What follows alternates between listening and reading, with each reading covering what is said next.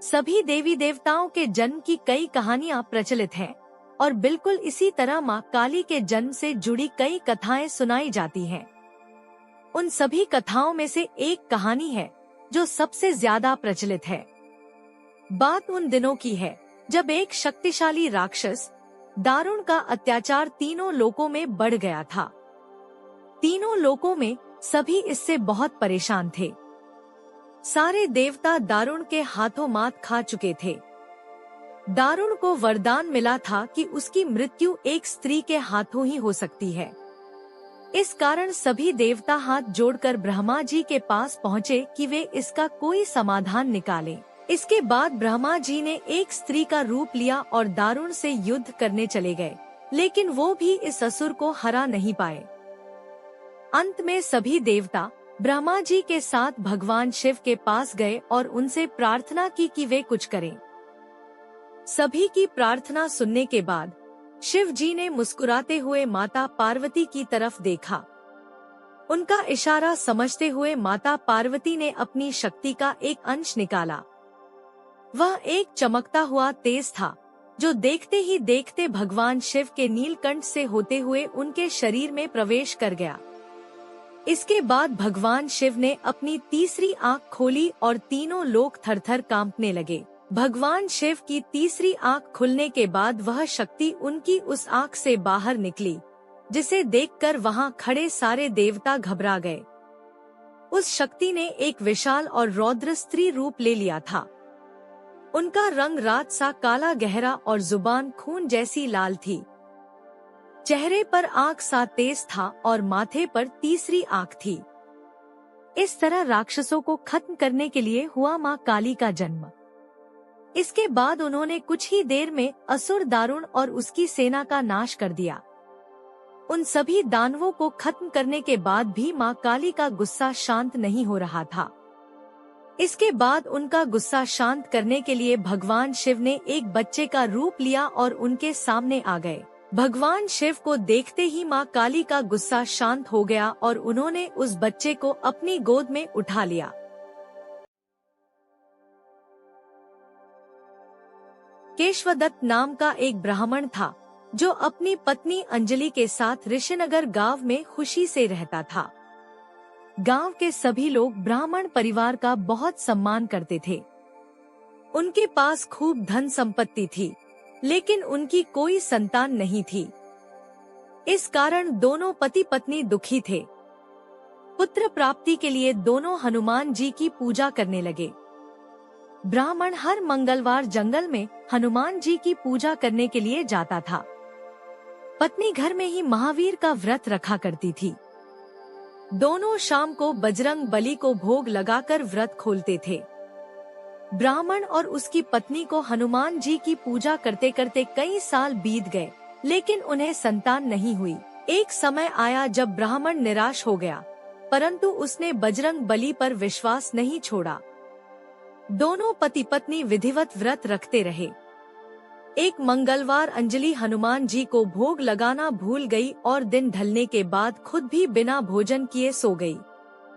उस दिन ब्राह्मण की पत्नी ने प्रण लिया कि वो अब अगले मंगलवार को भोग लगाने के बाद ही अन्न का दाना खाएगी। बिना कुछ खाए पिए किसी तरह से 6 दिन निकले। मंगलवार का दिन आया और कमजोरी के चलते वो घर में ही बेहोश हो गई। हनुमान जी अंजलि की निष्ठा देखकर प्रसन्न हो गए। बेहोशी में ही ब्राह्मणी को हनुमान जी ने दर्शन दिए और कहा, पुत्री उठो, तुम हर मंगलवार पूरी निष्ठा के साथ मेरा व्रत करती हो। मैं तुम्हारी भक्ति से बहुत खुश हूँ। इस बात से खुश होकर मैं तुम्हारी मनोकामना पूरी करने का वरदान देता हूँ। तुम्हें पुत्र की प्राप्ति होगी जो तुम्हारा खूब ध्यान रखेगा। इतना कहकर बजरंगबली वहां से अंतर्धान हो गए। तभी अंजलि उठी और भोजन तैयार करके उसने सबसे पहले हनुमान जी को भोग लगाया। इसके बाद खुद भी भोजन किया।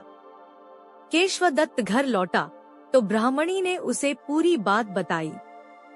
पुत्र वरदान की बात सुनकर ब्राह्मण को यकीन नहीं हुआ और वह अपनी पत्नी पर शक करने लगा। उसने अपनी पत्नी को बोला, तुम झूठ बोल रही हो। तुमने मेरे साथ धोखा किया है। कुछ समय बाद ब्राह्मण के घर एक सुंदर पुत्र का जन्म हुआ। दोनों ने उसका नाम हनुमान जी के नाम पर मंगल प्रसाद रखा। ब्राह्मण को हमेशा यही लगता था कि उसकी पत्नी ने उसे झूठी कहानी सुनाई और उसके साथ छल किया है। यह सोचकर वो बच्चे को मारने की साजिश रचने लगा। एक दिन मौका देखकर ब्राह्मण कुएं पर नहाने जाते समय बच्चे को अपने साथ ले गया। वहां उसने बच्चे को कुएं में फेंक दिया। ब्राह्मण के घर लौटने पर पत्नी ने उससे पूछा, मंगल कहाँ रह गया? वो भी तो आपके साथ गया था। पत्नी के सवाल सुनकर ब्राह्मण पहले थोड़ा घबराया और फिर बोला कि मंगल उसके साथ नहीं था। तभी पीछे से मंगल मुस्कुराते हुए सामने आया। यह देखकर ब्राह्मण दंग रह गया। केशवदत्त को रात को यह सोच सोचकर नींद नहीं आई कि मंगल दास कैसे घर वापस आया। उसी रात बजरंगबली ने ब्राह्मण को सपने में दर्शन दिए। हनुमान जी ने कहा, मेरे प्रिय पुत्र, यह तुम दोनों का ही बेटा है। मैंने तुम्हारी और तुम्हारी पत्नी की भक्ति से खुश होकर तुम्हारी मनोकामना को पूरा किया था। अपने पुत्र मंगल दास को अपना लो और अपनी पवित्र पत्नी पर शक करना छोड़ दो। सुबह उठकर ब्राह्मण ने सबसे पहले अपने बेटे को गले लगाया, फिर अपनी पत्नी से माफी मांगी। उसके बाद ब्राह्मण ने अपनी पत्नी को बताया कि वो किस तरह उस पर शक किया करता था और मंगल दास को अपना पुत्र नहीं मानता था। ब्राह्मण की पत्नी ने उसे माफ कर दिया और तीनों साथ में खुशी खुशी रहने लगे। कहानी से सीख, हर चीज को शक भरी निगाहों से न देखें। ऊपर वाले पर भरोसा रखने के साथ ही मंगलवार व्रत कथा अच्छे कर्म करने की सीख देती है।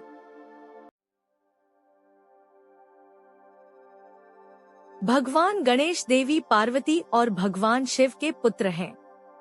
एक बार की बात है, जब भगवान शिव और देवी पार्वती अपने शयन कक्ष में विश्राम कर रहे थे। उस समय देवी पार्वती ने गणेश जी को आदेश दिया कि वह उनके कक्ष के बाहर पहरा दे और किसी को भी अंदर न आने दे। माँ की आज्ञा गणेश जी के लिए आदेश थी। उन्होंने वैसा ही किया और कक्ष के बाहर पहरा देने लगे। उसी समय अचानक परशुराम वहां पहुंच गए। परशुराम भगवान शिव से मिलने के लिए बहुत उत्साहित थे। दरअसल उस समय पृथ्वी पर राजा कार्तवीर्य का अत्याचार बहुत बढ़ गया था और परशुराम ने इसी कारण उसे मार दिया था। यह खबर भगवान शिव को देने के लिए ही वह कैलाश पहुँचे थे।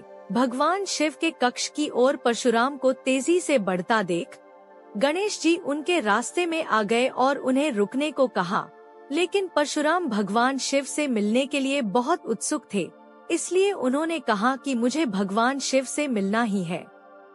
परशुराम की इस बात को सुनकर गणेश जी बोले, मैं आपको अंदर जाने नहीं दे सकता।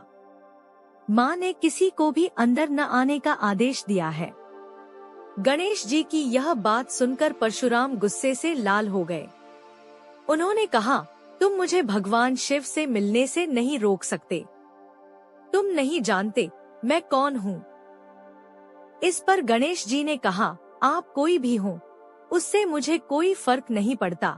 मेरे लिए माँ का आदेश सबसे जरूरी है। मैं आपको किसी भी सूरत में अंदर नहीं जाने दे सकता। गणेश जी की इन बातों से परशुराम का गुस्सा 7वें आसमान पर पहुँच गया। वह बोले, अगर तुम मुझे अंदर नहीं जाने दोगे तो मैं तुम्हें हटाकर जबरन अंदर जाऊंगा। इतना कहकर परशुराम आगे बढ़ते हैं, लेकिन गणेश जी परशुराम को अंदर जाने से रोकने के लिए धक्का दे देते हैं और परशुराम दूर जाकर गिरते हैं। खुद का अपमान होता देख परशुराम जी गणेश जी को सबक सिखाने के लिए कई अस्त्र शस्त्र का इस्तेमाल करते हैं, लेकिन उनका गणेश जी पर कोई असर नहीं होता। अंत में परशुराम जी शिवजी द्वारा दिया गया परशु गणेश जी को मारने के लिए प्रयोग करते हैं। वह परशु भगवान शिव का था, इसलिए गणेश जी उसे पहचान जाते हैं और उसका सम्मान करते हुए उसका वार अपने एक दांत पर ले लेते हैं।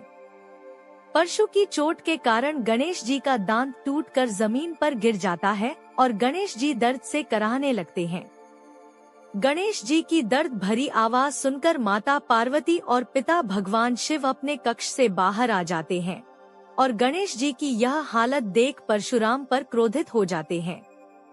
भगवान शिव और पार्वती को गुस्से में देख परशुराम को अपनी भूल का एहसास होता है और वह अपने किए पर क्षमा मांगते हैं। परशुराम की क्षमा पर माता पार्वती कहती हैं कि एक ऋषि होते हुए भी आपका क्रोध पर नियंत्रण नहीं है। क्षमा मांगने से क्या अब मेरे पुत्र गणेश का दांत वापस आ जाएगा? परशुराम कहते हैं कि जो भी हुआ वह मेरी बड़ी भूल थी, लेकिन इस घटना के कारण अब गणेश का आधा दांत व्यर्थ नहीं जाएगा। इस घटना के कारण ही अब से पूरी दुनिया में गणेश को एक दंत के नाम से जाना जाएगा।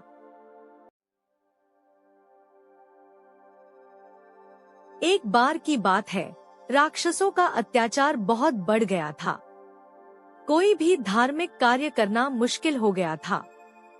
राक्षसों ने पूरी पृथ्वी पर आतंक मचा रखा था। राक्षस स्वर्ग पर भी अपना अधिकार जमाना चाहते थे। देवराज इंद्र उस समय स्वर्ग के राजा थे। वो स्वर्ग के सभी देवतागणों को लेकर भगवान विष्णु के पास गए। उन्होंने भगवान विष्णु से प्रार्थना की। देवता बोले, हे प्रभु, आप हमें राक्षसों के प्रकोप से मुक्ति दीजिए। भगवान विष्णु को पता था कि भगवान शिव ही इस समस्या का समाधान कर सकते हैं। विष्णु भगवान महादेव के बड़े भक्त थे। विष्णु भगवान ने राक्षसों के विनाश के लिए शिव की तपस्या करने का निर्णय लिया। भगवान विष्णु हिमालय की बर्फीली पहाड़ियों पर शिव जी की तपस्या करने लगे। विष्णु जी भगवान शिव के 1000 नामों का जाप करने लगे। हर एक नाम के साथ उन्होंने एक कमल का फूल चढ़ाने का संकल्प लिया। वहीं भगवान शिव ने विष्णु जी की परीक्षा लेने की सोची। विष्णु जी की परीक्षा लेने के लिए भगवान शिव ने 1000 कमल के फूलों में से एक फूल गायब कर दिया। विष्णु जी तपस्या में लीन थे, इसलिए उन्हें इस बात की खबर नहीं हुई। विष्णु जी भगवान शिव का एक नाम पुकारते और कमल का एक फूल चढ़ाते जाते। जब अंतिम नाम की बारी आई तो विष्णु जी ने देखा कि कमल तो बचा ही नहीं। अगर कमल नहीं चढ़ाते तो तपस्या और संकल्प भंग हो जाता, इसलिए भगवान विष्णु ने कमल की जगह अपनी एक आंख चढ़ा दी। भगवान शिव विष्णु जी के इस भक्ति भाव से बहुत प्रसन्न हो गए। वह श्रीहरि के सामने प्रकट हुए और वरदान मांगने को कहा। विष्णु जी ने राक्षसों का संहार करने के लिए अजय शस्त्र मांगा, तो उन्होंने विष्णु जी को सुदर्शन चक्र प्रदान किया, जिससे विष्णु जी ने राक्षसों को मार गिराया। इस तरह भगवान विष्णु ने अपनी भक्ति का परिचय देकर सुदर्शन चक्र प्राप्त किया। किसी गांव में एक संत घर घर जाकर भिक्षा मांग रहे थे। घूमते घूमते संत एक दुकान पर पहुंच गए। दुकानदार से भिक्षा मांगने के लिए संत उसके पास पहुंचे। दुकान में बहुत सारे छोटे बड़े डिब्बे रखे हुए थे। दुकान की सजावट बहुत अच्छी थी। संत उसकी दुकान देखकर बहुत प्रभावित हुए। संत ने दुकानदार से पूछा कि भाई, तुमने इतने सारे डिब्बों में क्या क्या भर रखा है? दुकानदार ने जवाब दिया कि घर के लिए जरूरी सभी चीजें हैं, किराने का सामान है, मसाले और अन्य चीजें हैं। संत ने एक डिब्बे की ओर इशारा करते हुए पूछा कि भाई, उस डिब्बे में क्या है? दुकानदार ने कहा कि उसमें तो लाल मिर्च है। संत ने दूसरे डिब्बे के बारे में पूछा तो दुकानदार ने बताया कि उसमें नमक है। इस तरह संत ने दुकानदार से कई डिब्बों के बारे में पूछ लिया। दुकानदार संत के सम्मान में उनके सभी सवालों का जवाब दे रहा था। तभी संत ने अलग रखे हुए एक डिब्बे के बारे में पूछा कि उसमें क्या है, इसे अलग क्यों रखा है? दुकानदार बोला कि उसमें राम है, इसलिए अलग रखा है। ये बात सुनकर संत हैरान हो गए। उन्होंने सोचा कि डिब्बे में राम कैसे हो सकते हैं। संत ने ये बात दुकानदार से पूछी। दुकानदार ने कहा कि जिस डिब्बे में कुछ नहीं होता है, यानी जो डिब्बा खाली होता है, उसके लिए हम यही कहते हैं कि उसमें राम है। हम डिब्बे को खाली नहीं कहते हैं। ये बात सुनते ही संत आश्चर्यचकित हो गए कि इस दुकान वाले ने कितनी बड़ी और गहरी बात कह दी है, जिस बात को समझने के लिए मैं इधर उधर भटक रहा हूँ। वह बात इतनी आसानी से इस व्यक्ति ने समझा दी है। संत ने सोचा कि मैं तो भगवान की कृपा के लिए कब से भक्ति कर रहा हूँ, दर दर भटक रहा हूँ, लेकिन मैं बात नहीं समझ पा रहा था कि मुझे भगवान की कृपा क्यों नहीं मिल रही है। जब तक मेरे मन में बुराइयां हैं, मेरा मन फालतू बातों से भरा हुआ है, तब तक मुझे भगवान की कृपा नहीं मिल सकती। भक्ति का आनंद लेने के लिए सबसे पहले मुझे मेरे मन को खाली करना होगा, तभी उसमें भगवान आ सकेंगे। प्रसंग का संदेश ये है कि अधिकतर लोगों के मन में गुस्सा, लालच, मोह, घमंड, दूसरों के लिए जलन और गलत विचार जैसी बुराइयां हैं। तब तक हमारा मन भक्ति में लग ही नहीं पाएगा। भक्ति में मन लगाना चाहते हैं तो हमें सबसे पहले इन बुराइयों को खत्म करना होगा। जब मन शांत और पवित्र हो जाएगा तो भक्ति में आनंद भी मिलेगा और भगवान की कृपा भी मिल जाएगी।